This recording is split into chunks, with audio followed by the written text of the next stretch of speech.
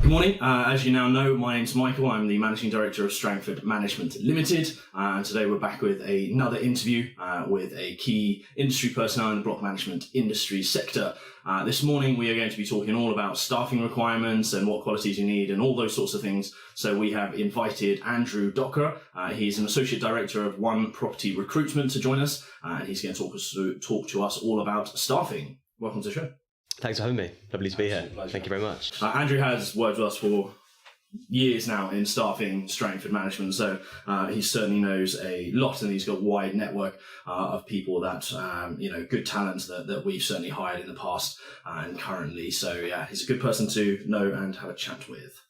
So let's get into it. It's obviously been a really interesting 2-3 years, COVID years, in the job market, and I'd love to hear your thoughts on how it's kind of changed. I know we worked together sort of 2020 with COVID. So, I know we worked together then and certainly work together now, and there has been sort of a lot of changes. So it'd be great to hear your opinions on how that has changed over the last 2-3 years. Sure. Well, it's the interesting thing I think that I'll lead off with is that the COVID period was probably the busiest in terms of recruitment and in terms of the residential leasehold market that we worked.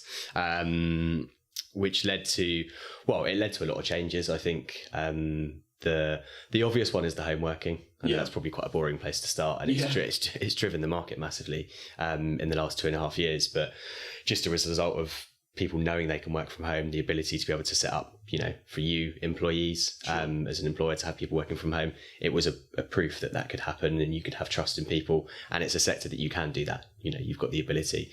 There's certain things that, you need to be out and about, and you can't work from home, but certainly within block management and leasehold management, that was certainly an area and something that's changed massively since the change in COVID. Have you seen sort of, I know other industries talking to other sort of owners and directors of companies, that there has been sort of quite an exodus with good talent leaving the industry, but also bad talent leaving the industry. Mm-hmm. What have you seen in that respect? Have you seen sort of a lot of great people coming into it, or anything that's sort of pattern-wise that you've seen over the last couple of years? Definitely, in terms of people coming into the market, I think there's now a huge knowledge gap. Okay. Because of COVID, but my opinion and my stance on it is that junior people that are coming into the industry need to be in the office as much as possible. They need to get the exposure to the more senior people to learn. And I think that, COVID wasn't a choice of you having staff work from home. It was a must. It was a law. So I think as a result, people in the last 2 years that have been coming into the sector, there is now a knowledge gap because they haven't received the training, haven't received the exposure that they should have working in the office. Your other point there about good people leaving the industry, I suppose it's define what good people would be, but I suppose people who are very experienced. We've seen kind of a lot of very experienced people, or certainly I've seen a lot of experienced people leaving to maybe try other industries. Yeah, I think it's a 50-50 split. I think some people are leaving the industry, like you say, to try something new. They've probably reached their shelf life within the sector and decided that, it's time to move on for their natural progression. I think the other half of that is definitely people leaving the industry because of the stress that was inflicted on them during COVID. I think that during that time, because you couldn't go out, because you couldn't live your social life, block managers were receiving a lot of the stress from the general public. It was one of those things where you were sat at home, you could pick out leaks, your light bulbs, your roof, whatever was going on.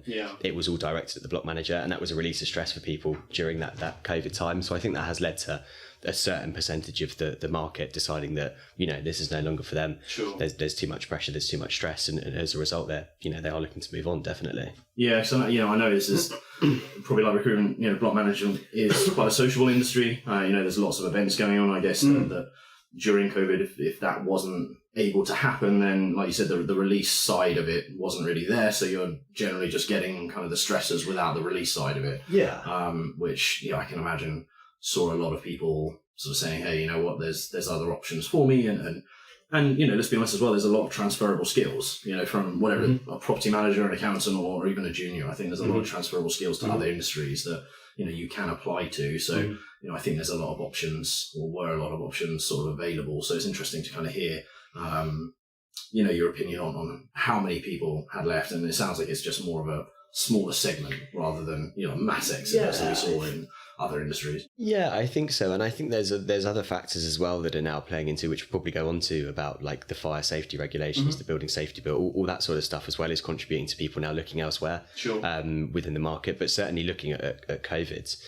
Yeah, I'd say it was a fair split. Okay. And I don't think that's just within block management. I think a lot of other industries suffered as well. Yeah. But you know, the role as a block manager, as you know, you've done it and you now run a business within it. It is stressful, and there are times where, you know, you do get a lot of abuse or a lot of complaints, and that, you know, multiplied 2, 3, 4-fold, like you say, without the release, it's tough. Yeah. It's tough. And I think, like I say, that applies to any job and any sector you're in during COVID, but particularly within leasehold management, I don't know what word I'm looking for, the nature of the job and what that sort of entails multiplied does make it more difficult. And I think people felt it a lot harder. Yeah, that's understandable as well. I mean, this is a good segue to what new roles you've seen, and probably more so in the last year, I guess, than 3. But you know, talk to us a little bit about what you now see companies creating, so new departments or new job roles and things like that. What have you seen come up? The biggest and the most glaring one is around compliance and fire safety regulations. Sure. I certainly haven't seen anything like it in the last 6 months is probably a fair timescale, because of what's gone on in the sector, because of the new laws, because of the new regulations. There is now a requirement that, you know, these buildings that are over a certain height do, you know, they do require this qualified person, this skilled person, and whether you outsource that and go external or do it internally, it is something you now need to do and now need to react to. So I think the fire safety and FRAs, fire risk assessors, fire safety officers are something that are being created. Brand new departments. Literally. Again, I think the smaller businesses don't necessarily have the resource and the money to be able to bring it in-house, but we certainly saw, going back further than 6 months, certainly saw the bigger managing agents be ahead of the curve, 12, 18 months ago, looking at bringing in their head of health and safeties, and they're probably going to use that as an opportunity, as an additional revenue stream for the smaller businesses that need to outsource it. But that is the one role that I've seen created, so much in the last 6 months particularly. And that's across the smaller managing agents, the larger companies, just because of where the market's at. Yeah, definitely. I suppose that brings in kind of all new qualifications and skill sets, and I'm sure you're saying sort of 6 months ago this kind of was created-ish. I suppose now you're in the thick of it, and you kind of got used to, what you're really looking for and types of people, personalities that would fit that sort of sector. But I guess from a standstill point of view, it's almost quite difficult to create these job roles and sort of say, hey, look, this is the job spec for this, and this is the type of person we're looking for, with little to no history. You could, I suppose, go after risk assessors, but a private risk assessor going into block management, don't know if that's happened a lot. I feel like it's probably more of a trainable job, someone with certain qualifications and then train them into it, as opposed to getting a risk assessor and transferring them industries. Yeah, the NEBOSH fire is a big qualification that was highlighted. Again, probably when this first came about, how much companies are still looking at that is questionable. Okay. I think NEBOSH is definitely not necessarily the NEBOSH general certificate versus the NEBOSH fire qualification is probably more in the limelight now in terms of getting that person on. But something that was quite interesting was a lot of demand for firemen or fire officers that had worked in the fire brigade, because they're actually qualified and they've done again during the time of Grenfell, which was 2017, so a good few years ago now. At that time there were a lot of people within the London Fire Brigade that were brought in as consultants and as a resource for the fire brigade and probably for the government as well. So there was a real demand, but again, that market's now been saturated massively. There wasn't a huge amount of skilled individuals within the space, which have now gone, to these roles that have been created. Now we're fishing in a pool of candidates which aren't necessarily skilled within the sector because there's no history of it, like you say. Yeah, absolutely. But that, the fire brigade was an interesting one. Not something I expected at all. Not something I expected at all. That is really interesting. So you were technically going in and picking out risk assessors from, say, the London Fire Brigade and transferring them into sort of large managing agents. Yeah, and they were the people, because they were the people that had been involved with Grenfell. Yeah. Particularly in London, that is. Just because of, the geographical location of where Grenfell happened and particularly people in the London Fire Brigade. But there was a very, very small pool of talent that had the skill set and the knowledge of what had gone on to be able to then apply that to one of these sort of, well, as they class, external roles, and going to work directly for a managing agent now. Again, it's a fair split between the market. I think due to, if we link back into what we said about the knowledge gap, and there was a lack of injection of talent into the market in the last probably 2 years when COVID was going on, we're now in a place where clients can't necessarily demand, you know, a block manager, 3 years experience, AIPM qualified at the desired salary. Right. I think clients are definitely being a little bit more open-minded now, and looking at that sort of boots on the ground experience. For example, you might have a block manager, managed a portfolio for 2 years, not necessarily qualified yet, but could still demand the salary that somebody qualified could with less experience. Yeah. But I mean, your standards, your MIPM, AIPM, CIH is another one that I've seen a lot, which is the Chartered Institute of Housing. And that, again, ties in, there's apprenticeship schemes which you can do as property managers, which all tied in, get you either your associates or your members to the IRPM and your Chartered Institute of Housing or MCIH, which is your membership to the Chartered Institute of Housing, all in one go.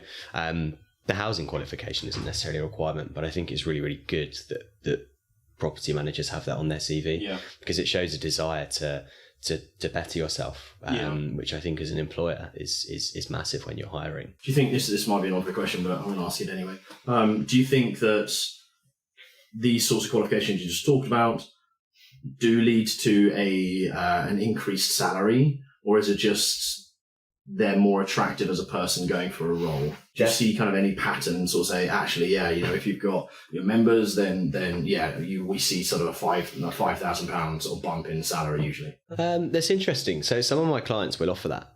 Some of the market will offer that. They'll offer salary supplements as you become qualified, which I think is really good. But again, I think linking back to how talent short the market is, you run a real risk of not being able to attract the right people at the required salary levels. I certainly think that yes, it is the answer, in terms of you will open yourself up to higher salary brackets if you're associates qualified and again members qualified. I think it's more relevant to the MIPM, to the members qualification. I think as soon as you hit that, you are going to access the higher salary brackets within the market. But a higher percentage than your associates. Sure. Definitely, yeah. So it's not just a case of, people taking the exams and qualifications just to support their role. It can make some, financial, implication on their sort of day-to-day earnings as well. I think that's important to recognise, and then to say to people as well, it's not just you're doing this just to help the company and support the company. It actually has some personal benefit to it as well. Definitely. And I think it's important now that property managers and people within the industry realise that, the sector as a whole, as we spoke about, the fire regulations, that sort of stuff that's going on, is becoming more and more regulated as a sector. So I think as a candidate within the market, and as somebody that is looking to better themselves, you should definitely go out and you should become qualified. It's it's only going to go one way, and that one way is do as many qualifications and become as qualified as you can within the sector, because it's getting more and more regulated. I think 100%. I think there's been talk for such a long time about regulation and even licensing. I remember there was a whole talk about licensing agents and things, much more like a sort of American model. And I think this is only going one way. It doesn't start to go back and deregulate and all those sorts of things. So I think that's an important point to say. Leaving property managers and maybe juniors aside from it for a minute, what about accountants? So I want to leave them out because, I feel like the industry tends to leave them out a little bit. But, certainly with accountants, what do we see there? Do you see kind of, a specific qualification necessary, or degree levels or something like that? Qualifications within accounting are definitely more set in stone, I think, in terms of the salaries, and you can basically hit a ceiling without being qualified within accounting, and that is a lot more apparent within accounting versus property management. I think entry-level people, what you're looking for and what we're looking for when we're putting people into these entry-level roles, is usually a degree within accounting and finance. As a minimum. Bachelor of Arts, honours, is probably a minimum. And again, putting it to an employer's point of view, basically if you're hiring somebody that is coming into the sector without any degree, any backing or foundation within accounting and finance, it's going to take them a lot longer to become qualified. Right. Whereas those entry-level people that are coming in with their degree, I think they get 8 or 9 exemptions in terms of exams. So they've only got 4 or 5, which they can probably do within a year, 18 months, depending on the study support and the setup with the company to then become qualified. which again plays both sides. For you, having qualified accountants within your team is fantastic. Yeah. It's going to allow you to grow. But from a candidate's perspective, equally, they're going to be able to access the higher salary brackets and grow quicker within the sector. But that being said, I mean, there's plenty of people that come into the industry that don't have the degree and fly. It just takes a little bit longer. For sure. But I'd certainly highlight the fact with the salaries. If I compare the two, if you look at a property manager that, for example, has worked for 5 years, isn't qualified, they can still access those higher salary brackets. I think if you look at an accountant that's not qualified, they're going to struggle to get themselves into the higher bandings. That's a good point. I feel like that makes sense. I do see it as, from my perspective, I think I see it as property management is a lot more of a sort of problem solving industry job, whereas accountancy is very technical. So it's almost, yes or no in accounting, whereas there's could be a million different solutions to the problem when it comes to property management. So it's almost easier to say, hey, accountants, you've got this qualification or you don't have this qualification, and we'll allow you that. Whereas there seems to be a lot more to take into consideration when it comes to property managers. And actually, like you said, the experience, the boots on the ground, like how much exposure has that person had to things that go wrong and how did they solve them? So, I think it's important to have that distinction, and it's a good point to raise. It all loops back as well. It loops back into the lack of talent and the knowledge gap within property management. I think it's hard to restrict people in terms of the salaries that they want to earn. I think if you look at it from an employer, if you're looking for a block manager, you've got a portfolio that he's running. You bringing in a property manager that's got 5 years experience that isn't necessarily qualified, it's got to be done at times, because there's not enough strong talent that's come through the market in the last 2 years that you're going to struggle finding that right person. So I think you'd be very, very limited in terms of restricting your pay grades at times, basing that on qualifications. Whereas accounting, I personally, I mean, our team obviously recruit for finance, but I certainly don't see it as talent short. I think there's a huge injection. You've obviously got universities putting people through accounting and finance degrees and driving that, which probably leads into making it a lot more structured with the salaries as well. Yeah, definitely. I mean, I think, I suppose the overall sort of arching point here is, the emphasis on companies to onboard people in the right manner and invest a lot more into people's growth and moving forward. And I think it kind of begs the question of what do you think the industry can do better? And I say the industry is in sort of us rather than the recruiters, but what do you think that we could be doing better to attract talent from other industries, not necessarily current property managers or client accountants, but what could we be doing better in order to attract other people to this industry to make it, more sexy or more of a luxurious job that people really want to go into?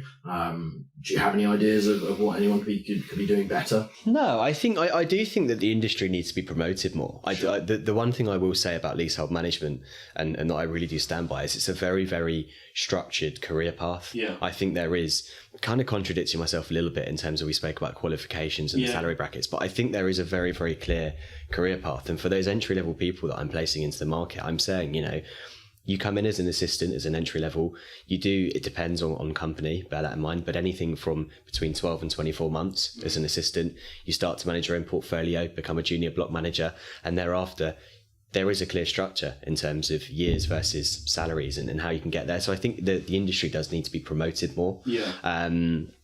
That would definitely be one thing. I suppose we kind of need to do ourselves a favour.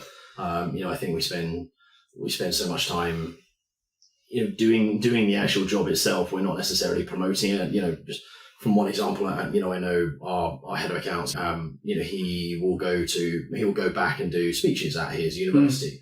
And we'll try and promote it so that, it's twofold. It's promoting the industry, but it also is promoting strength of management, because he's sort of saying, look, there's a very clear path, like you said, about how we go from, a university graduate through to, a full client accountant. I think maybe that's something that we can do a little bit more, and put more money behind and more attention and more focus to try and get more good talent at a younger age to say, actually, we can onboard you and train you and expose you to all these things. And like you said, it's a very structured career path. So, if it's done right, then it can be great. It's, I do feel that sometimes people fall into this industry for, I don't want to say the wrong reasons, but almost no reasons. They just say, hey, look, it seems to be okay, I'll give it a go. And then they'll end up there for 15 years and they sort of sit there and say, well, I don't really know what to do now. Which is not saying that's bad, but it's not necessarily what I think the industry needs going forward.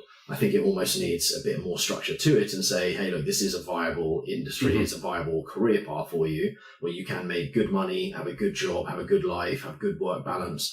I think there's possibly more we need to do as an industry to promote that level of career path. Yeah, and I think there are people that see the potential in moving into leasehold management, especially, for example, people that are in property management, managing ASTs. That again is a sector that probably isn't promoted, is a good career path, but people certainly get to a point where they hit the ceiling within AST property management and think, what can I go and do now? Property management, but I'll look at the leasehold sector and look at block management, because again, they'll go and do the time that they've done with an AST and they'll access the higher salary bandings because the money is a little bit better.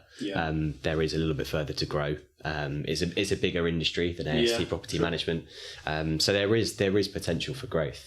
Like I say, I think promoting it is a really, really big thing. Well, interestingly on that point as well, and this might be a bit pie in the sky, but I think there's something to be said for AST managers also get mildly exposed to the block management industry. So they see bits and pieces of it from a fringe point of view. And I wonder if maybe doing that with other industries as well and just saying, hey, this is how this works. You have, autonomy to work with a client and have a real impact on a building or a development of people where they live and where they rent out their buildings and all sorts of things like that. And I think maybe actually opening the books up a little bit and sort of saying, here's how this all works and here's what you can be part of.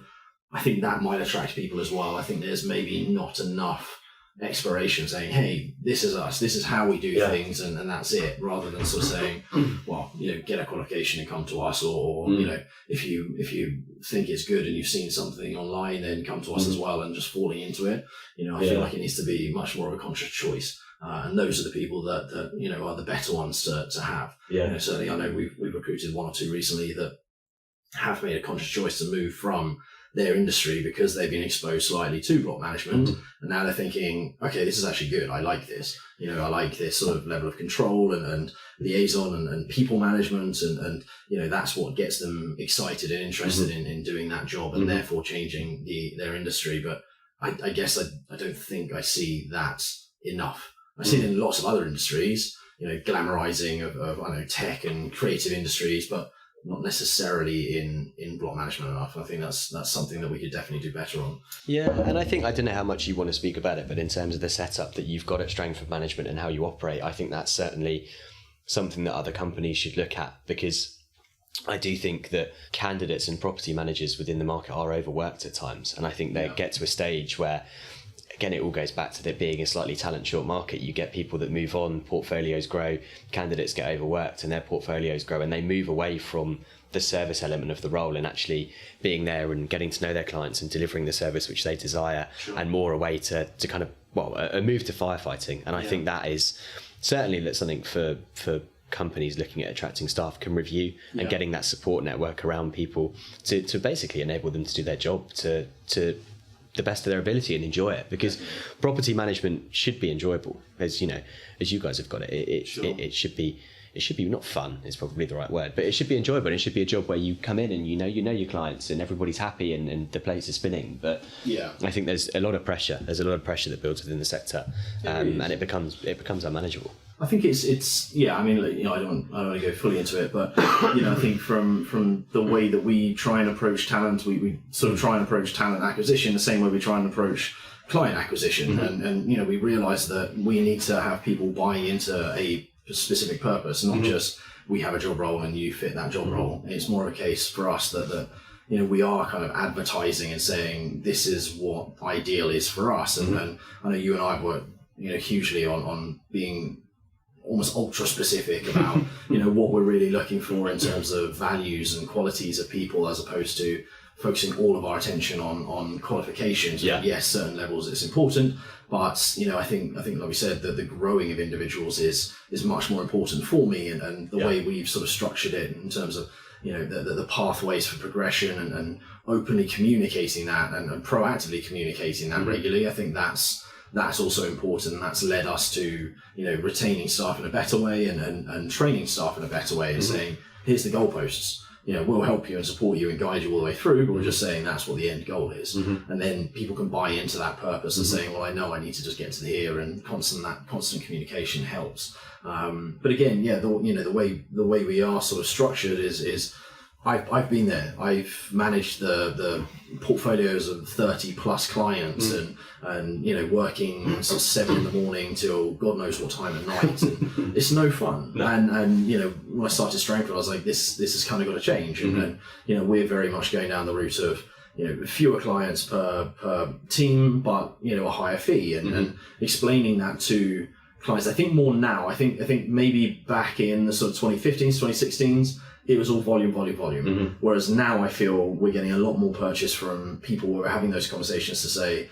you know what, we're not going to be the cheapest, 100%. In fact, we're probably going to be more expensive, but this is what you get for that. And you'll get more time, you'll get more attention, you'll get more focus.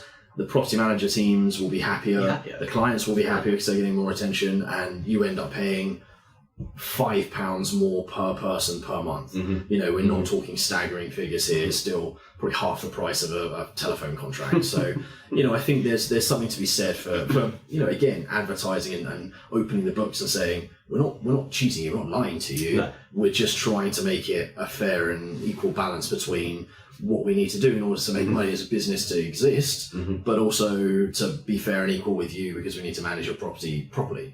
So I think it's a fine balance, and I think the industry is sort of massaging its way through this whole field of trying to figure out what the best way to do it is, and I'd love to say that we're doing it in a sort of special, unique way, but I don't know. Is it the last version of us that exists? Probably not. We'll still keep evolving and developing and see where we kind of go from there.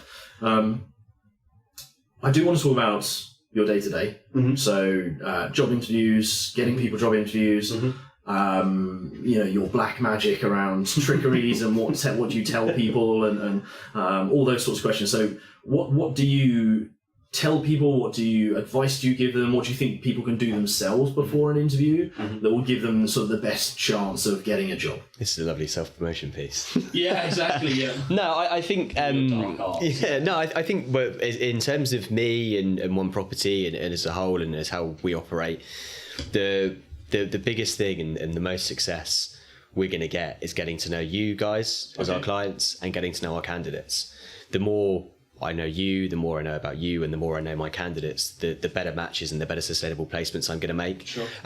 So I think that's where it all the roots basically grow from. The more I know about exactly what you want, how you operate, whether the sort of personality of the person you're looking to hire for a particular team or this particular role, whether or not you want somebody that's qualified, whether you want somebody that's managed a project of this specific value or overseen like a new build project, work with developers on mobilization, all the kind of get really grainy with stuff like that. Knowing all that information and then being able to have that to go to market, find the candidate, and then prepare a candidate for interview. I as I said, back myself, I probably would put the level of preparation that we send over to candidates very, very high.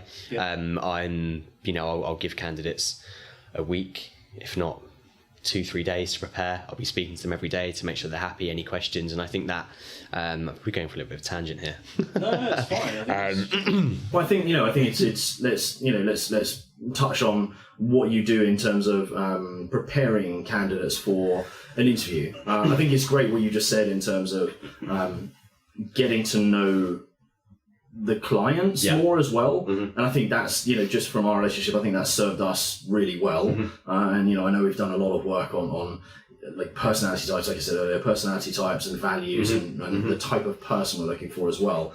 And now, I'm happy and open to say that when we start to work on a job, we as a client, we probably get 3 CVs and they're all very, very particular to a very, very specific request. So it's not a case, harking back to years and years and years ago, but it's now not a case that you just end up saying, I've got a request for a property manager, and you get 10 CVs of property managers. And it's like, that's great, but now it's more of a case of we actually want a very specific type of person working for us because they buy into a purpose that we're dealing with. how do you prepare people? So what do you do in terms of getting them ready for an interview with us or with anybody else, with any other client? So no, I think it's a fine line between giving a candidate too much and obviously not giving them enough. Sure. But I think for me, it's seeing that a candidate has gone away to prepare. So I'll give them, that 2-3 days. I'll send them confirmation. Everything is there that they can go away and look at and research. Sure. And then we'll speak again. We'll speak again usually the day before the interview, just to make sure they don't have any final questions, queries, anything about the position, anything about the role that they want to know. But at that time, I quite like to see that the candidate's prepped, and I'll ask them a few questions around, what do you know about the company, or what can you tell me that you've researched, and show that they've gone away and done that. Because ultimately, look, I represent you guys as much as I represent my candidates, and I wouldn't want to put a candidate forward for a role that hasn't taken the time to prepare. For example, if I speak to them the day before, I haven't prepared yet, it's a bit of a red flag for me. But it's giving candidates confidence as well. I think there's too much self-question in the world in general. I don't think people back themselves enough. So you want people to be going into an interview feeling they're confident, feeling like they've got everything they need, not going in blind, and ultimately feeling good. It's their opportunity to make a first impression. So it's I don't know, a people management piece, but you've got to make people feel good about themselves and be ready to go. I think it's it's quite emotional. There's a lot of emotion attached to it. I certainly get attached to my candidates in times and in places, and you want, it's part of the job. I love seeing people do well. I love helping people out and seeing people succeed. I can only do so much for them. A lot of the job is them going in and doing the best they can. They go in and do it great. I'm really, really happy. Yeah, definitely. I think something I credit to you guys as well is the level of preparation that people have and that they turn up to the interview with. There's a much better conversation that we have with people in general. There's a lot more of a dialogue back and forth, and them asking relevant, good questions, about the future of the company and all sorts, and even questions about me personally that they ask, and I think that's people come across very authentically, and then they're less nervous because they have been prepared in a certain way. And to pause you on that's a very good point in terms of how that would come about. I wouldn't have listed off 3 or 4 questions to ask. Sure. I would say to candidates, please have some questions prepared at the end of the interview to ask, and then I'll run through them. They say, you've got a couple of questions for Mike, for example, and they'll give them to me. And I think, that's really, really good. I haven't spoon-fed them those questions, said have some questions prepared. They've gone away and done it and shown by it, and that's really, really important. I honestly don't think you could. I mean, most of the people that I've interviewed, the questions will organically come out of just the discussions that we're having. So, people tend to not be afraid to sort of say, hey, can we just focus on this point for a minute? I've got a question. And that's great for us to see. It was great for me to see. I just want to see their most authentic self. I think not preparing people in the right way, I think, tends to make people more nervous. And if people are more nervous, then they sort of clamor up a bit, and we don't actually see the most authentic version of them, which is doing it, discredit to them. And, more often than not, that won't really lead to a great interview, which will not really lead to a job offer. And we could be missing out on some great people, but they've just not been prepped, or they've not prepped themselves in order to do the best they can. So it's from my perspective, it's the better the prep, the better the interview, and we'll get to the right person for the right job. So it is hugely important. It's good to see, good to hear that how you go about it at one property. It's a bit of a preach to the rest of the market as well, in terms of clients that I either work with now or I haven't worked with. Sure. Buy into your recruitment agencies. Take the time to pick up the phone and have a 10-minute conversation with them. I've experienced it so many times in my years of doing recruitment where, like you said before, you're given instruction for a role. This is what I need. Can we jump on a call? Can we have 5-10 minutes just to go through in detail of what you're looking for? Or sorry, I don't have time. It makes the job so much harder. And from a employer's perspective, you're going to find a lot more frustrations, a lot more teething issues with your recruiters and your agencies and your consultants, because they don't know what they're looking for. It's a very, very big, broad market, and there's so many different sectors of leasehold management, and you can really, really hone in on exactly what you want. But take the time to brief consultants and let them know that this is exactly what I need, and you'll work better with them. I think that's really, really important.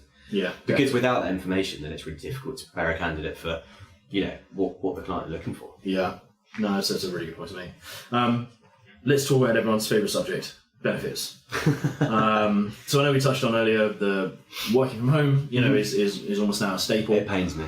Well, yeah, I mean, there's got to, I think there's got to be a good balance, and we've sort of gone through a few cycles of versions of working from home and things, but I guess we all sort of know working from home, and we all have different opinions on it. But what other benefits do you think are really important, or what benefits come up in conversations kind of regularly? What do people say, actually, this is really important for me, or this is really important?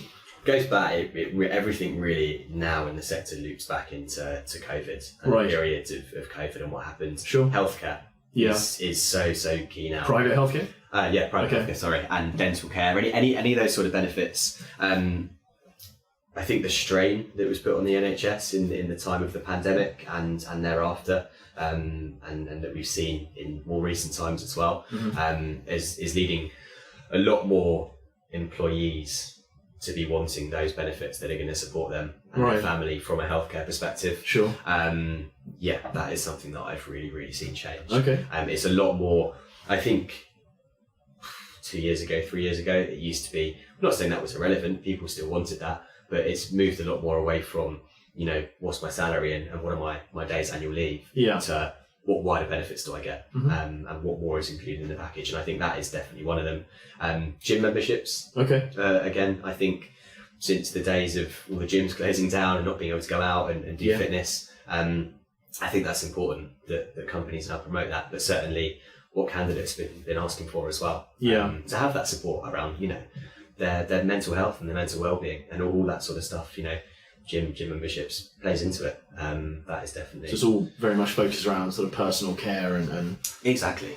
I think, on the gym membership thing, I think a lot of people during lockdown, I feel like almost the entire country was sort of bought into these working out from home. The personal trainers online, and there was such an availability, or whether it was pushed onto you or not, there was such an availability of resources there to work out from home.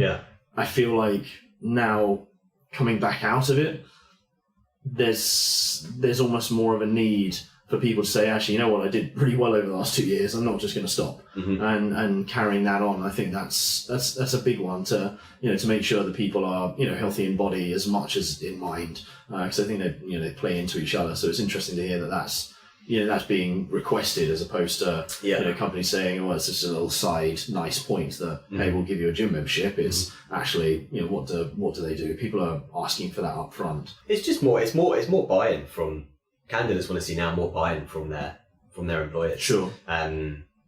It all stems back to the pandemic. And there were people being furloughed, people being made redundant, everything like that.